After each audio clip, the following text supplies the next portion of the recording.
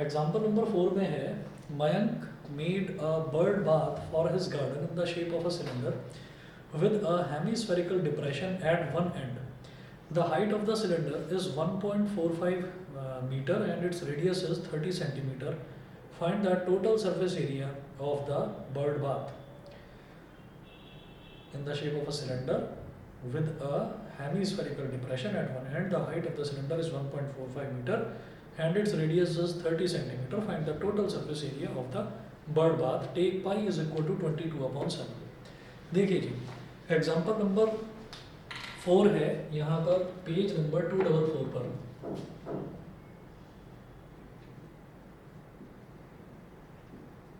Page number 244 example 4।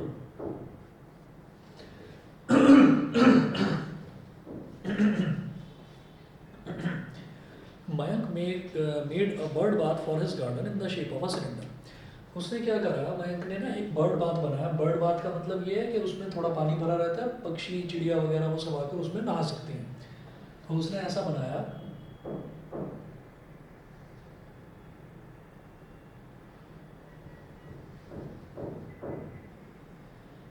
ये cylindrical shape,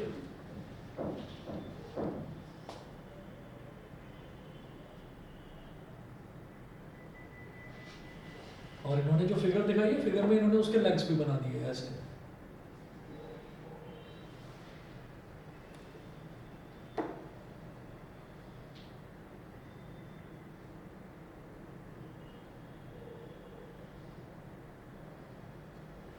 ठीक है, तो इस तरीके से इसने एक ये बर्ड बाथ बनाया। लेकिन इसमें क्या करा कि इसमें एक हेमीस्फेरिकल डिप्रेशन का मतलब एक हेमीस्फीयर की शेप में एक छोटा सा मतलब एक पिट टाइप का बना दिया। पिट मतलब गड्ढा टाइप का बना दिया। तो अब ये बोल रहे हैं कि the height of the cylinder is 1.45 metre and its radius is 30 centimetre. जो सिलेंडर है, सिलेंडर की जो टोटल हाइट है यहाँ से लेकर और यहाँ तक, जो टोटल हाइट है बेटा, ये दे रखी है 1.45 मीटर। और जो इसका रेडियस है, वो कितना दे रखा है? Radius is 30 centimetre. रेडियस दे रखा है 30 सेंटीमीटर। तो वो बोल रहे हैं total surface area of the bird bath. तो total surface area of the bird bath कैसे निकालेंगे कि ये जो सिलेंडर है, देखिए ये जो सिलेंडर की शेप का बना रहे हैं, तो वो स्टील से बना रहा है, स्टील से या प्लास्टिक से या किसी और मेटल से उसने बनाया। तो अगर इसका टोटल सरफेस एरिया की बात करेंगे सिलेंडर की, तो सिलेंडर का टोटल सरफेस एरिया में एक तो आएगा उसके कर्व का एरिया, सिलेंडर का पूरा कर्व्ड सरफेस एरिया, एक तो वो। अच्छा, पानी क्योंकि वो सिलेंडर जो है वो पूरा सॉलिड सिलेंडर है, तो उसमें आप ये देखिए नीचे जो बेस है उसका एरिया भी लेंगे। और बेस क्या है? सिलेंडर का बेस हमेशा सर्कल होता है, तो सर्कल का एरिया भी लिया जाएगा। उसके अलावा जो ऊपर ये कर्व है, ऊपर सर्कल तो नहीं है ना, ऊपर क्या है कि ऊपर एक कर्व बना हुआ है, मतलब अंदर की तरफ एक डिप्रेशन है, एक गड्ढा है। तो अगर अंदर वाला एरिया में निकालूंगा तो इसका मतलब अंदर एक हेमीस्फीयर का कर्व सरफेस एरिया बनेगा अंदर। ठीक है, तो हमें क्या करना होगा यहाँ पर, total surface area TSA of the bird bath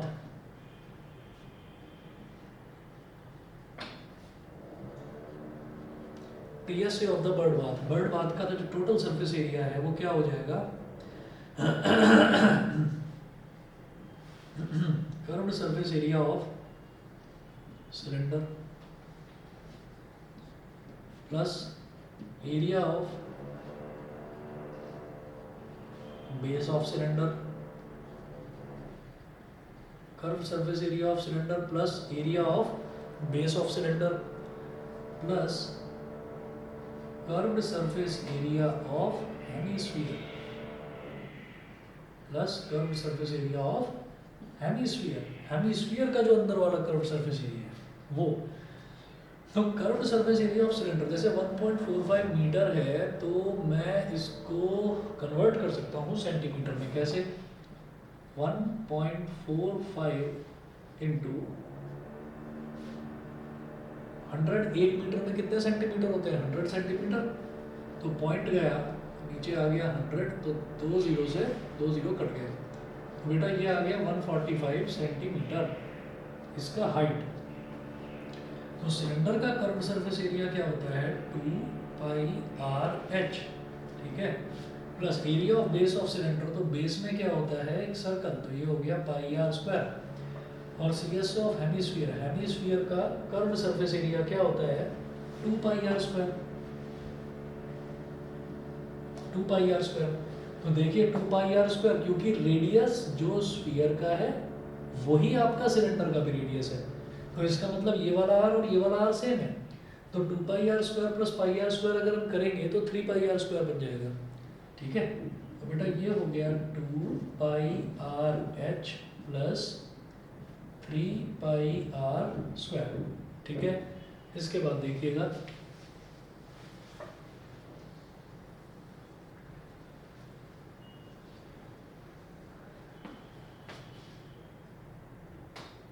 इसके बाद देखिए क्या करना है हमको 2 पाई आर एच। अब ना इसमें एक चीज मेरे को और नजर आती है, पाई और आर यहाँ पर भी है, पाई और आर स्क्वायर है, तो पाई और आर यहाँ से भी कॉमन लिया जा सकता है, तो इससे थोड़ा सा आसान हो जाता है क्वेश्चन। यहाँ से पाई और आर मैंने कॉमन ले लिया, तो इधर बचेगा 2h, ठीक है, और प्लस इधर क्या बचेगा 3 तो है ही, पाई आर कॉमन ले लिया तो केवल आर बचा, तो 2h प्लस 3r ये हो गया। अब उन्होंने बोला है क्वेश्चन में कि पाई को 22/7 लेना है, तो ले लिया। रेडियस कितना है, रेडियस है 30, तो 30 मेंशन कीजिए इधर, 22/7 into 30 multiply by 2h, h कितना है 145, तो 2 इंटू 145 प्लस 3r, तो 3 इंटू 30, ठीक है। ये करने के बाद में ये हो गया 22/7 इंटू 30 इंटू 145 इंटू 2 कितना हो जाएगा 290 प्लस 90,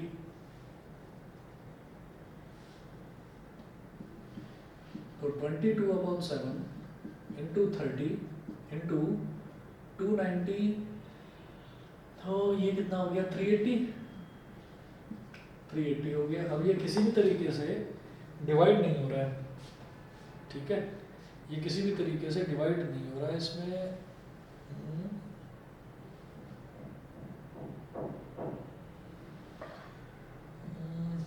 इन्होंने क्या कर रखा है इसमें देखिएगा, इन्होंने curved surface area of the cylinder and CSA of hemisphere लिया है, हेमिस्फीयर का सीएसए लिया है, सिलेंडर का बेस का क्यों नहीं लिया इन्होंने एरिया। ये टोटल सरफेस एरिया तो पूछ रहे हैं, find the total surface area of the bird bath. तो टोटल सरफेस एरिया में पता नहीं ये बेस क्यों नहीं ले रहे इसका, भाई सिलेंडर का बेस भी तो एक मेटल का बना हुआ ना, क्योंकि अगर बेस नहीं होगा तो पानी कैसे रुकेगा।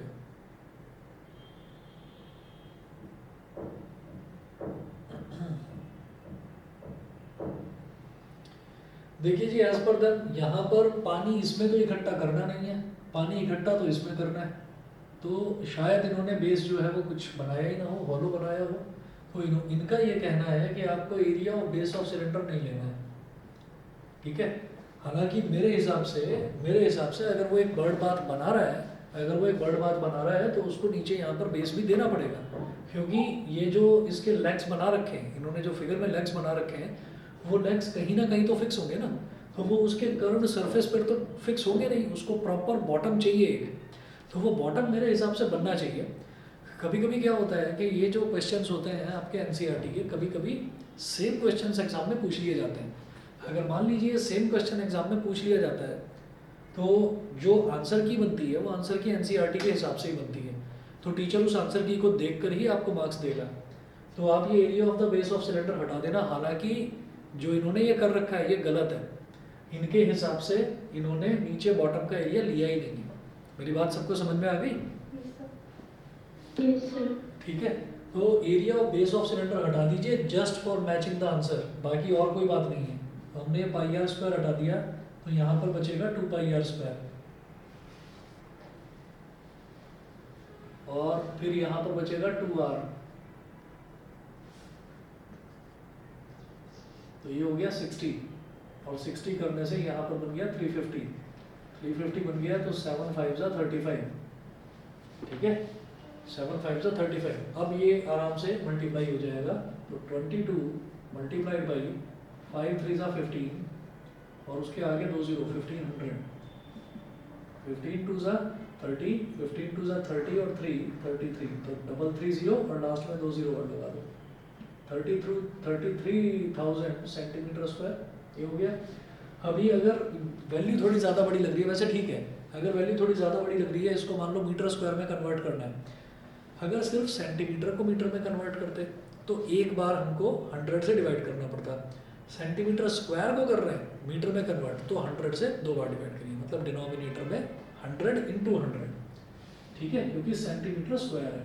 तो 33,000 अपॉन, सिर्फ अगर सेंटीमीटर होता और उसको मीटर में करना होता तो बेटा एक बार 100 से डिवाइड, और क्योंकि सेंटीमीटर स्क्वायर है तो 2 बार 100 से डिवाइड। उसी तरह से समझ लो, अगर सेंटीमीटर क्यूब को मीटर क्यूब में कन्वर्ट करना होता तो 100 से 3 बार डिवाइड हम करते हैं। अब यहाँ पर देखिए 2 0 से ये 2 0 कट गए, 1 0 से 1 0, 33/10 बचा, तो ये आ गया 3.3 मीटर स्क्वायर, 3.3 मीटर स्क्वायर, ठीक है। यहाँ तक बता दीजिए सब बच्चों को क्लियर है? Yes sir. ठीक है, चलिए ठीक है।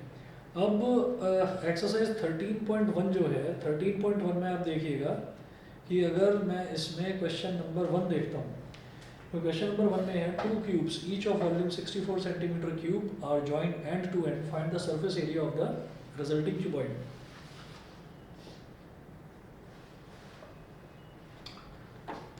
ये 13.1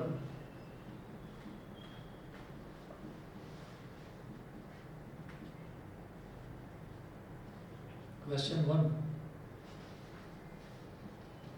1. 2 cubes each of volume 64 centimeter cube are joined end to end, ठीक है। 2 क्यूब्स हैं, उनको एंड टू एंड मतलब बैक टू बैक, एक के पीछे एक चिपका दिया जाता है, एकदम मिलाकर रख दिया जाता है।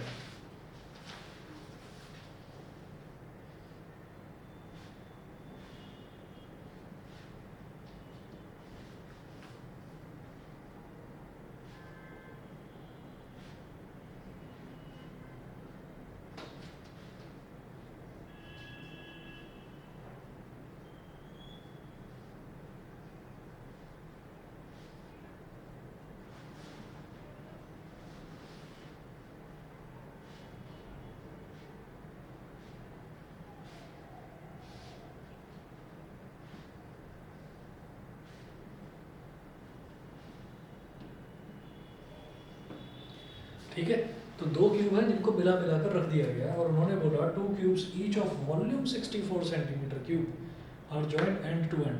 तो हम ये कहेंगे कि एक क्यूब का वॉल्यूम से पहले मैं एक क्यूब की साइड निकाल लूँगा, ठीक है। तो हम ये कहेंगे वॉल्यूम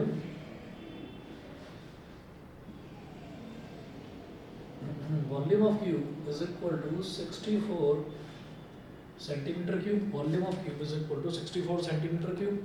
तो वॉल्यूम क्या होगा किसी भी क्यूब का, वॉल्यूम क्या होगा, देखिए अगर इस क्यूब की साइड S है, ये S है, ठीक है, एक क्यूब की बात अभी कर रहे हैं, एक क्यूब का वॉल्यूम दिया है, तो वॉल्यूम क्या हो जाएगा, साइड का क्यूब इज इक्वल टू 64। अच्छा, ये 64 भी तो किसी का क्यूब होता होगा, 64 भी तो किसी का क्यूब होता होगा, 4 4 जा 16, 4 जा 64, तो जो 64 है, हाँ जी बोलिए। सर पिछले क्वेश्चन में अगर हम 33,000 सेंटीमीटर स्क्वायर ही रखते तो सही होता फिर भी? हाँ बिल्कुल सही होता, सेंटीमीटर में छोड़ दीजिए, कोई प्रॉब्लम नहीं है उसमें। मैं तो बस बता रहा था कि मीटर स्क्वायर में अगर करना है, अगर 33,000 बहुत बड़ा लग रहा है, मीटर स्क्वायर में करना चाहते हैं तो ऐसे, ठीक है। Okay sir. ऐसे ही 64 जो है, 64 किसका क्यूब हो गया, 4 का, 4 4 जा 16, 4 जा 64, तो यहाँ लिखेंगे 4 का क्यूब, तो दोनों तरफ क्यूब आ गया। अब लिखेंगे क्यूब रूटिंग बोथ साइड्स,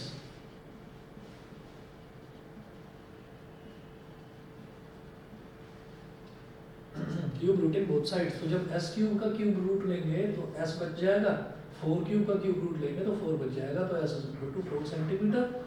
अब दोनों क्यूब्स को मिला मिला कर रख दिया जाता है, तो ये भी s और ये भी s, तो टोटल लेंथ कितनी बच जाएगी इसकी, नाउ बताइए, length of resulting cuboid, length of resulting cuboid, ये जो क्यूबॉइड बन गया इसकी लेंथ कितनी हो जाएगी, s प्लस एस 2s, यानी कि 2 इंटू 4 यानी कि 8 सेंटीमीटर। 8 सेंटीमीटर तो लेंथ हो गई। अब मुझे ये बताइए क्या इसकी ब्रेथ पर कोई फर्क पड़ा? ब्रेथ तो s के बराबर ही है ना। तो हम ये कहेंगे कि ब्रेथ क्या होगी,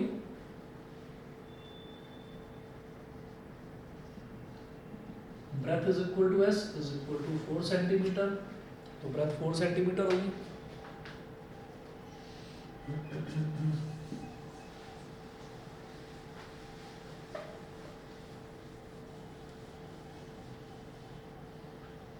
और हाइट बताइए, बोलो भाई ऑनलाइन में 4 ही होगी वो भी। Yes. ठीक है, तो आप ये देखिए हाइट पर भी कोई फर्क नहीं पड़ा, हाइट भी आपकी s ही रहेगी। ठीक, तो हाइट h वो भी s के बराबर, यानी कि वो भी आपका 4 सेंटीमीटर, ये हो गया। फिर जरा देखेंगे आगे चलते हैं। अब ये बोल रहे हैं find the surface area of the resulting cuboid. अब जो ये नया क्यूबॉइड बन गया है इसका आप सरफेस एरिया बताइए। तो सरफेस एरिया अगर पूछा जा रहा है, सिर्फ सरफेस एरिया बोल रहे हैं, तो मतलब टोटल सरफेस एरिया की बात हो रही है।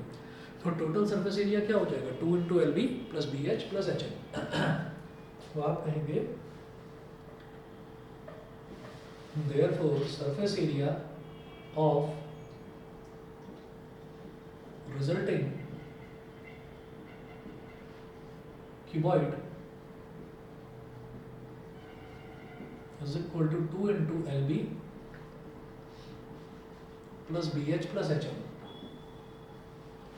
तो 2 into LB, L क्या है 8 और B क्या है 4, 8 into 4 plus B H, B क्या है 4 और एच क्या है 4, 4 इंटू 4। एच एल, एच क्या है 4 और एल क्या है 8, 4 इंटू 8।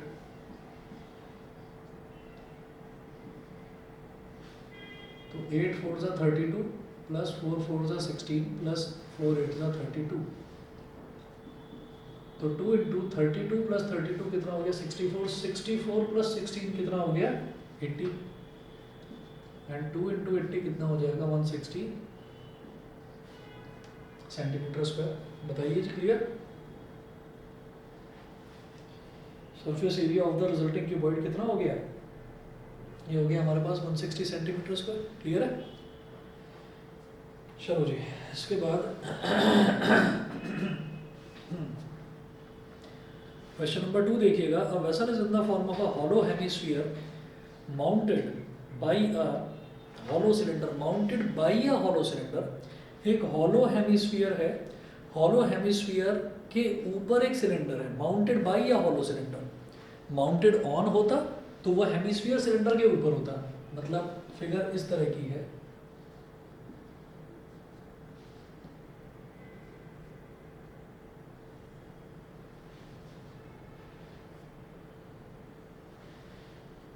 ये हेमिस्फीयर है और हेमिस्फीयर हॉलो हेमिस्फीयर है, हॉलो मतलब खाली है, अंदर से खोखला है, और इसके ऊपर एक सिलेंडर रख दिया जाता है, सिलेंडर भी हॉलो है। ठीक है, the diameter of the hemisphere is 14 centimetre. जब डायमीटर 14 है तो रेडियस कितना हो गया 7 सेंटीमीटर। ये अच्छा है, ये ऐसे रेडियस अच्छे लगते हैं, 7 हो गया 14 हो गया, ये 7 से डिवाइड हो जाते हैं आराम से, ये अच्छा है। वो पॉइंट पॉइंट में आता है ना तो दिक्कत होती है। खैर ये रेडियस हो गया 7 सेंटीमीटर। उसके बाद ये बोलते हैं the diameter of the hemisphere is 14 centimetre and the total height of the vessel is 13 centimetre. तो देखिएगा जो टोटल हाइट है ना, टोटल हाइट 13 दे रखी है, तो याद रखना जब ये 7 सेंटीमीटर है तो बेटा ये भी तो रेडियस है, ये भी तो 7 ही होगा। इसका मतलब यहाँ से लेकर यहाँ तक की हाइट तो 7 सेंटीमीटर है और ये ऊपर वाली हाइट हो गई 6 सेंटीमीटर। ये समझ में आता है कि नहीं? उन्होंने बोला टोटल नीचे, नीचे क्या है, नीचे एक ऐसे खोखला एक हॉलो हेमीस्फीयर है, उस हॉलो हेमीस्फीयर के ऊपर एक सिलेंडर रखा हुआ है। तो अब वो बोल रहे हैं कि उसका जो टोटल हाइट है वेसल का, ये जो पूरा कंटेनर बन गया है इसका टोटल हाइट 13 है। तो बेटा रेडियस तो हेमीस्फीयर का 7 ऐसे भी होगा, ठीक है। तो ये वाला रेडियस तो ये वाली लेंथ तो हो गई 7 सेंटीमीटर। तो टोटल थी 13, तो यहाँ कितना बचा 6। अभी तो 7 + 6 13, 7 + 6 13 बनेगा। अब ये करने के बाद में इन्होंने बोला है find the inner surface area of the vessel. ये जो वेसल है इसका इनर सरफेस एरिया, मतलब अगर ये कोई एक ग्लास है तो उसको अगर मांझना पड़े अंदर से विम बार लगा के, तो कहाँ कहाँ पर हमारा हाथ घूमेगा, तो हमको क्या निकालना होगा, उसका अंदर का curved surface area.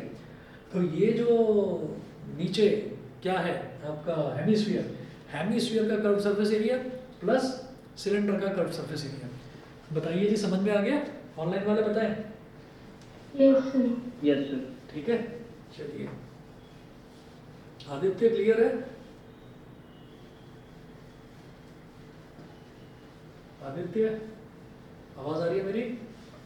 Yes, sir. ठीक है।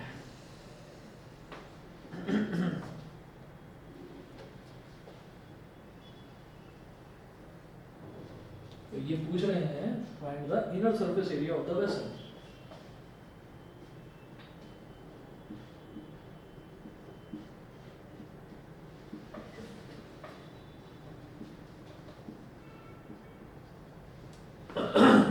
Inner surface area of the vessel is equal to CSA of hemisphere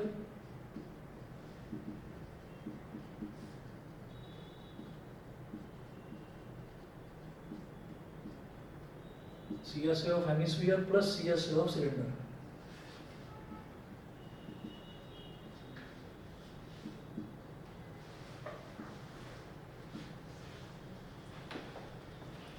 hemisphere का CSA 2πr² और सिलेंडर का CSA 2πrh।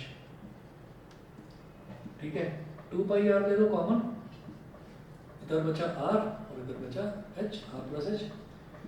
तो 2 × 22/7 × r। अब फायदा नजर आएगा r का, 7 से 7 कट जाएगा। चलिए जी अगला देखिए, r+h। r कितना है 7 और हाइट सिलेंडर की ये है 6।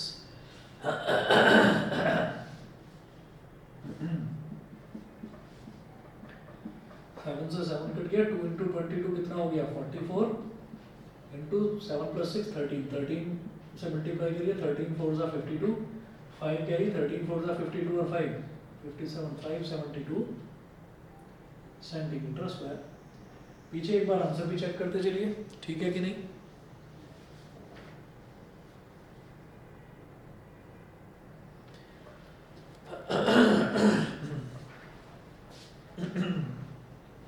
चलिए जी अगला देखते हैं, थर्ड क्वेश्चन।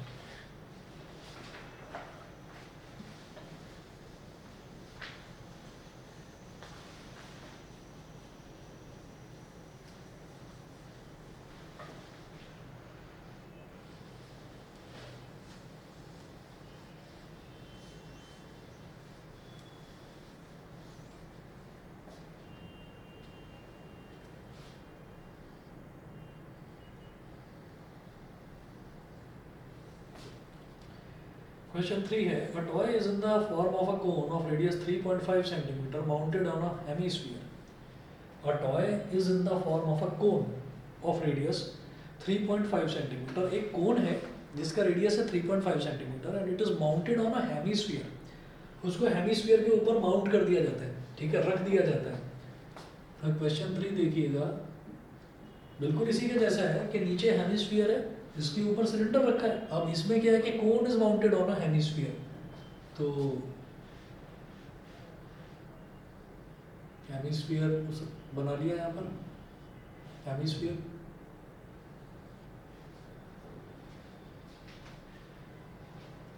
और इसके ऊपर कोन रख दिया, हेमिस्फीयर के ऊपर कोन रख दिया।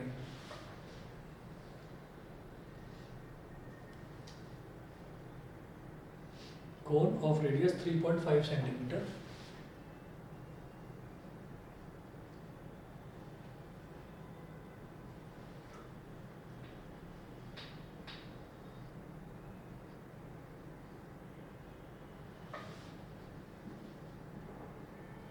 कोन का रेडियस 3.5 सेंटीमीटर दे रखा है,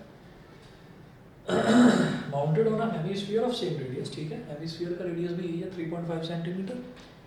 अच्छा, उसके बाद वो बोलते हैं the total height of the toy is 15.5, the total height of the toy is 15.5 centimetre. तो अब आप ये देखिए, फिर से वही वाली कहानी है कि यहाँ से यहाँ तक वाला लेंथ भी तो 3.5 ही होगा,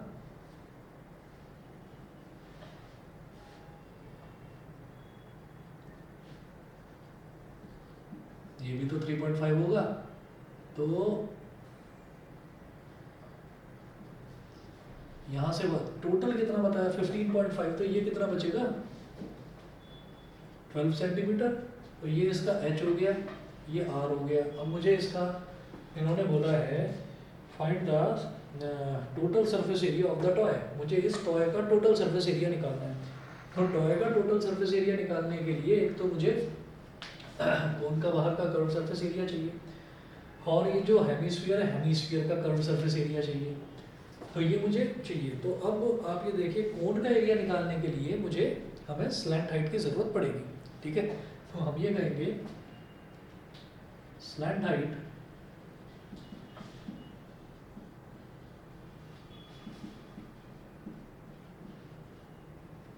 of cone L is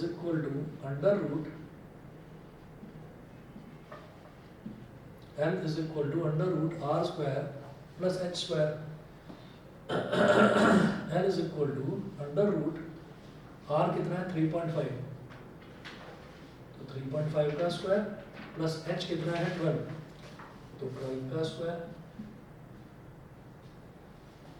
L is equal to, ये 3.5 का देखिए, अगर मैं 3.5 का होल स्क्वायर कह रहा हूँ तो यहाँ स्क्वायर के अंदर पॉइंट गया तो नीचे 10 बचा, 5 2 ज़ा 10, 5 7 ज़ा 35, तो 7/2 का होल स्क्वायर, 7 का स्क्वायर 49, 2 का स्क्वायर 4, 12 का स्क्वायर 144, इस पूरे का अंडर रूट लेना है, ठीक है।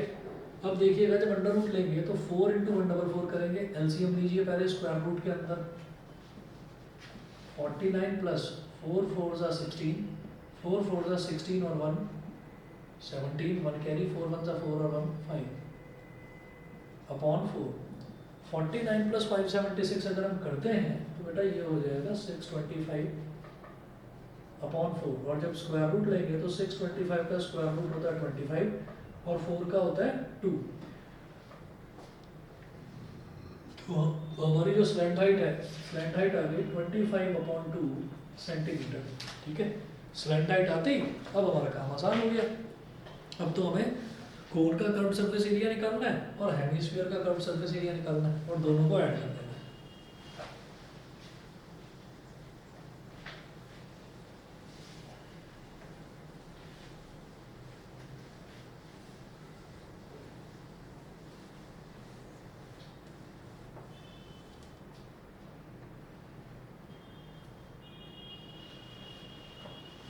तो यहाँ कहेंगे therefore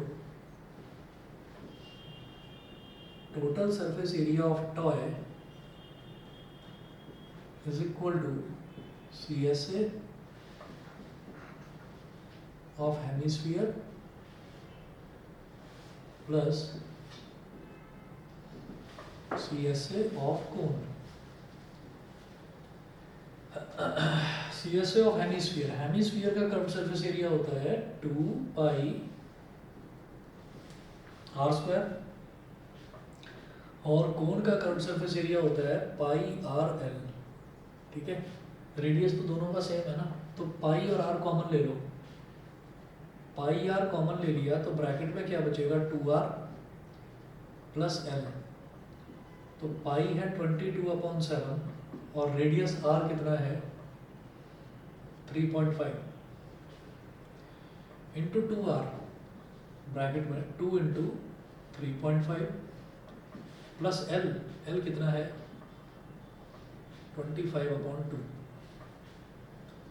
पॉइंट गया नीचे आया 10, 7 5 ज़ा 35, 5 1 ज़ा 5, 5 2 ज़ा 10, 2 11 ज़ा, ब्रैकेट के बाहर तो केवल 11 बचा और ब्रैकेट के अंदर 2 इंटू 3.5 कितना हो गया 7, और 25/2 क्या हो गया 12.5। तो 12.5 प्लस 7 करेंगे तो कितना हो जाएगा 19.5।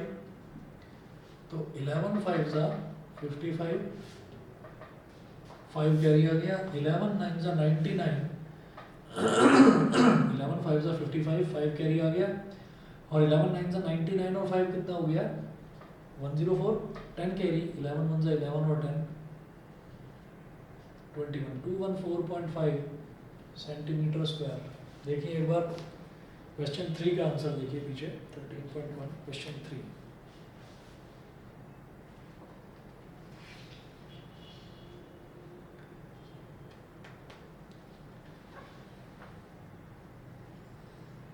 आप लोग देखकर बताइए, मेरी बुक में 13.1 वाला आंसर्स दे ही नहीं रखे हैं। एक मिनट, हाँ है 214.5 सेंटीमीटर स्क्वायर, ठीक है दे रखा है। चलिए जी, उसके बाद देखिए बताइए जी, सभी को समझ में आ गए? तीनों क्वेश्चंस क्लियर हैं सभी को? Aditya, Akshara, Yes, sir. अक्षत, इशिता, मोदित, न्यासा, पावनी, शगुन, यस सर। ठीक है। आगे चलते हैं, क्वेश्चन 4 देखिएगा।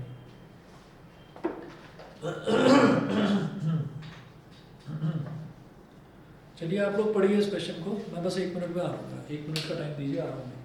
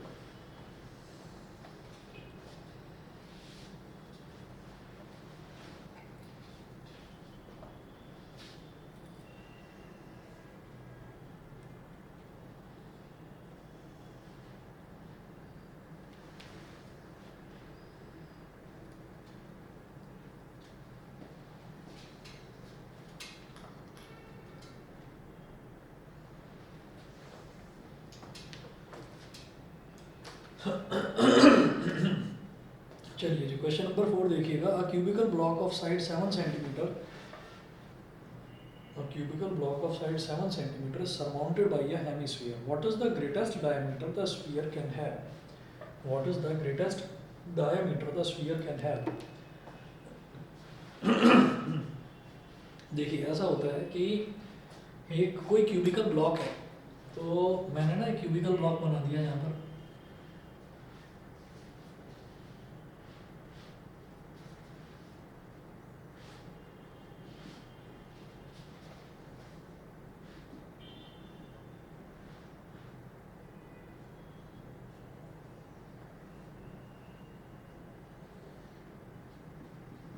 ठीक है, ये क्या है कि एक क्यूब बना हुआ है और इन्होंने क्या बोला, a cubical block of side 7 centimeter is surmounted by a hemisphere, it is surmounted by a hemisphere। मतलब क्या है कि इसके ऊपर एक हेमिस्फीयर रखा हुआ है, ऐसे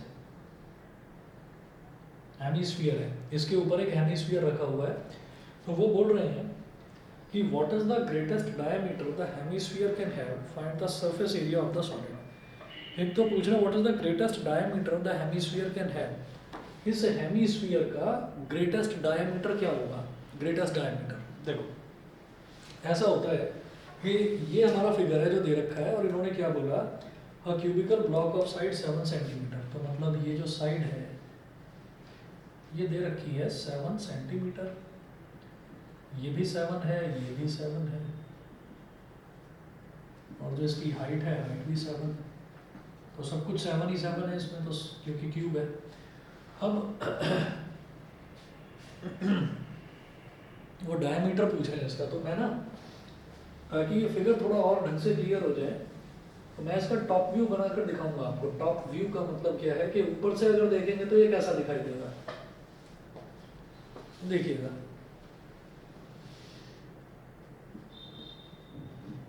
इसका टॉप व्यू देखिए, तो टॉप व्यू अगर मैं किसी भी क्यूब को ऊपर से देखूंगा तो मुझे वो स्क्वायर जैसा नजर आएगा, ठीक है। तो ये ऊपर से मुझे ऐसे स्क्वायर के जैसा दिखाई दे रहा है। अब इसमें जो हेमिस्फीयर बनेगा वो हेमिस्फीयर इस तरीके से होगा ऐसे, ताकि वो सिमेट्रिकली उसके ऊपर बना रहे, क्योंकि मैं ये चाहता हूं कि मैं उसके ऊपर जो हेमिस्फीयर बनाना है वो बड़े से बड़ा होना चाहिए। तो वो बड़े से बड़ा किस तरीके से होगा कि वो जो है उसका जो डायमीटर है उसका डायमीटर क्या होना चाहिए, फिर उसका डायमीटर स्क्वायर की साइड के बराबर होना चाहिए, ठीक है। क्योंकि यहां से लेकर यहां तक क्या हो गया, इसकी क्यूब की साइड जो कि 7 सेंटीमीटर दे रखी है, तो हम ये कहेंगे कि as it is clear from the top view. मेरी बात सबको समझ में आ गई ये वाली, ये बताइए। उसका डायमीटर जो है वो 7 सेंटीमीटर होगा, ये समझ में आ गया? Yes, sir. ठीक है, नहीं समझे दोबारा बताऊं? बताओ भाई, क्लियर है? आदित्य, अक्षत, यस सर। अक्षरा, इशिता, मोदित, सभी को क्लियर? Yes, sir. चलिए ठीक है, अगर समझ गए हैं तो अब देखिएगा, आप लिखेंगे as it is clear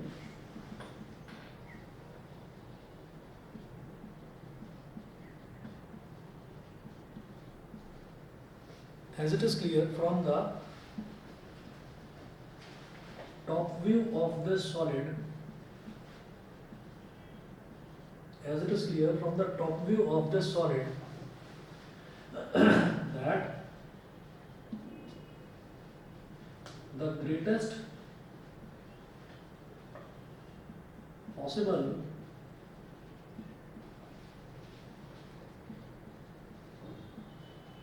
diameter of this hemisphere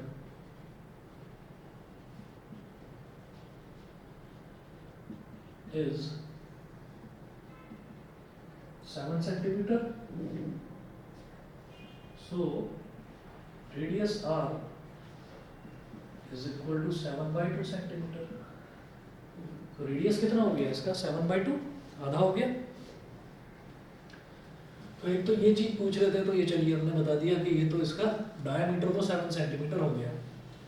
फिर उसके बाद वो क्या पूछ रहे हैं आपसे कि आप इसका आप सरफेस एरिया बताइए।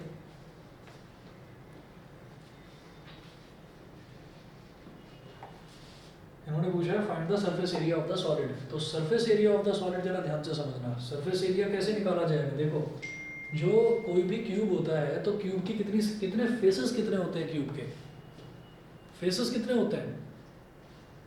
अगर सरफेस एरिया निकालना है 6 फेसेस, बिल्कुल सही 6 फेसेस। लेकिन यहाँ पर 6 फेसेस नहीं है, एक फ्रंट है, बैक है, राइट है, लेफ्ट है, बॉटम है, लेकिन टॉप वाला पूरा फेस अवेलेबल नहीं है मेरे को। और टॉप पर अगर मैं देखूँ तो टॉप पर हम क्या करेंगे कि टॉप पर एक हेमिस्फीयर रखा हुआ है, तो यानी कि टॉप में जो ये सर्कल वाला एरिया है, जो टॉप का जो अगर मैं एरिया निकालता, टॉप के फेस का अगर मैं एरिया निकालता, तो उसमें सर्कुलर पोर्शन तो उसने घेर लिया, हेमिस्फीयर ने उसने पूरा कवर कर रखा है।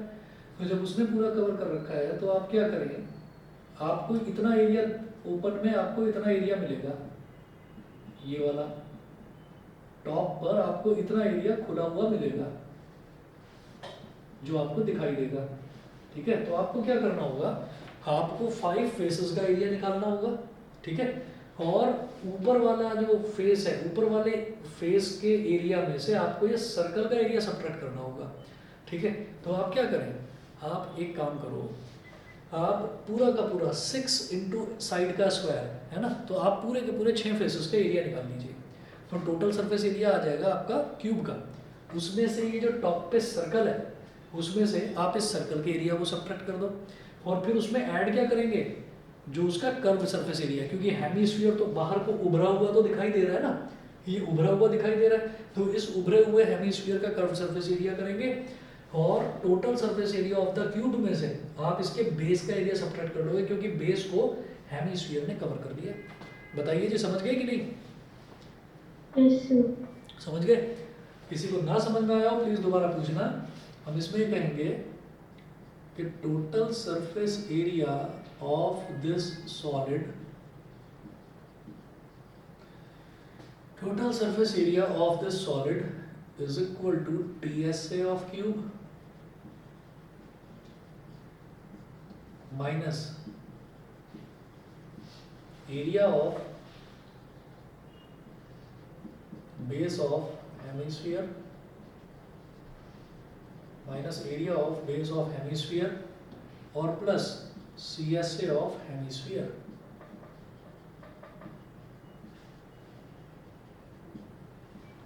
ठीक है, पूरे total surface area of cube क्या हो गया, 6 इंटू साइड का square minus area of base of hemisphere. तो हेमिस्फीयर का बेस ही तो ये है, तो इसका एरिया क्या हो जाएगा, सर्कल ही तो है, पाई आर स्क्वायर, तो pi r square plus CSA of hemisphere. Hemisphere का कर्व्ड सरफेस एरिया क्या होता है, 2 पाई आर स्क्वायर, तो 2 पाई आर स्क्वायर ये हो गया। हेमिस्फीयर का भी मतलब रेडियस वही होगा, आर होगा, तो ये 2 पाई आर स्क्वायर हो गया, plus 2 pi r square minus pi r square क्या बन जाएगा, प्लस का pi r square, 6s square plus का पाई आर स्क्वायर, तो 6 इंटू साइड कितना दे रखा है 7, तो 7 का स्क्वायर प्लस पाई कितना है 22/7 इंटू आर कितना है 7/2, तो 7/2 का होल स्क्वायर, तो 6 इंटू 49 प्लस 22/7 इंटू 7 का स्क्वायर हो गया 49 और 2 का स्क्वायर हो गया 4, 2 2 ज़ा 4, 2 11 ज़ा 22, 7 1 ज़ा 7, 7 7 ज़ा 49, तो 6 9 ज़ा 54, 5 कैरी 6 4 ज़ा 24 और 5 29 294 प्लस 11 7 ज़ा 77 अपॉन 2, तो 2 से इसको डिवाइड कर देंगे तो आएगा 38.5। ठीक है, दोनों को ऐड कर दीजिए, देखिए कितना आ रहा है, ये हो जाएगा हमारे पास 4 + 8 4 + 8 12, 1 कैरी आ गया, 1 + 9 10 और 3 13, 1 कैरी आ गया, 1 + 3 332, नहीं गलत कर रहा हूँ मैं, नहीं सही है, 4 + 8 12 हो गया, 1 कैरी आ गया, 9 सर + 332.5। 332.5. ठीक है 332.5 सेंटीमीटर स्क्वायर, ये इसका सॉलिड का एरिया आ गया। पीछे एक बार चेक कर लिया सबने? Yes sir. ठीक है, चलिए जी इतना कर लीजिए फिर, और ये 4 क्वेश्चंस हमने देखे हैं, एक एग्जांपल देगा। आप एक काम करो, आगे के जो है 5 क्वेश्चंस ट्राई करिए, एक बार हो जाते हैं तो बहुत बढ़िया, नहीं तो मैं करवाता हूँ आपको नेक्स्ट क्लास में। ठीक है, चलिए आज फिर इतना ही करते हैं। Okay thank you sir. Okay okay.